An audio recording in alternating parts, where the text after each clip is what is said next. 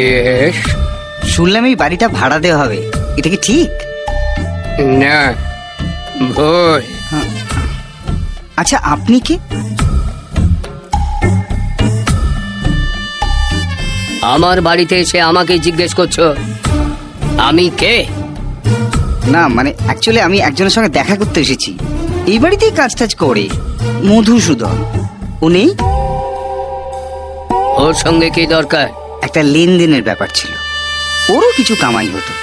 যাকে ছাড়ুন, নেই যখন আর কি করা যাবে।